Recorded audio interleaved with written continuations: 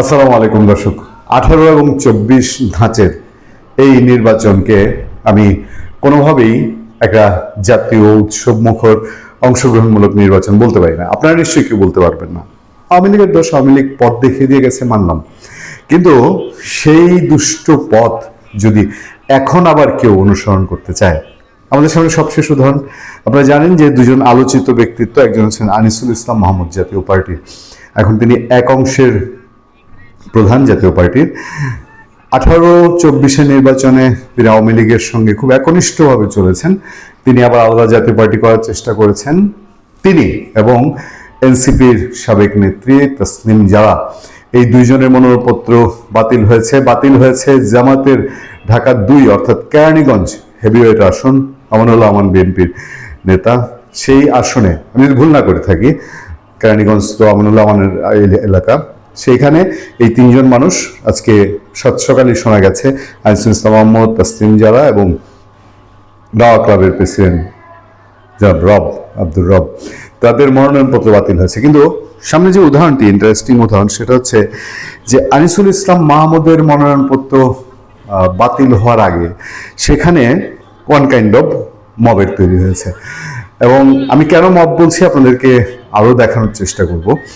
সেটা হচ্ছে যে সেখানে তিনি ফ্যাসিবাদীর দোসর বলা হয়েছে, যে তাদের কারণে আওয়ামী লীগ ফ্যাসিবাদী ক্যারেক্টার হয়ে উঠেছিল, স্বৈরাচারী হয়ে উঠেছিল, মানে তাদের অবদান ছিল, এরকম কথাবার্তা উঠে এসছে।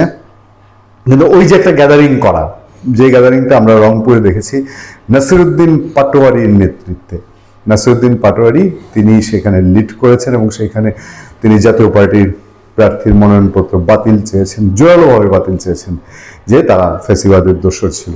এই যে ইন্টারেস্টিং কাণ্ডগুলো, এবং এখনো মানে জাতীয় পার্টি ইলেকশনে থাকলে পরে নাসিরউদ্দিন পাটোয়ারিরা তাদের মানে ন্যূনতম যে ভোটের আসনে জায়গা করা মুশকিল, এটা খুব সহজ হিসাব। এর বাইরেও জাতীয় পার্টির মহাসচিব জনাব শামীম আহমেদ পাটোয়ারি, তার মনোনয়ন ঘিরেও টান টান উত্তেজনা ছিল এবং সারা দেশেই বহু মনোনয়ন নিয়ে প্রশ্ন উঠেছে, বহু মনোনয়ন বাতিলের মুখে পড়েছে। বাট এই যে মনোনয়নপত্র দাখিল করতে গেলে আমরা বিভিন্ন আসনে আমরা খোঁজ পাচ্ছি। আপনারা জানেন যে টাঙ্গাইলে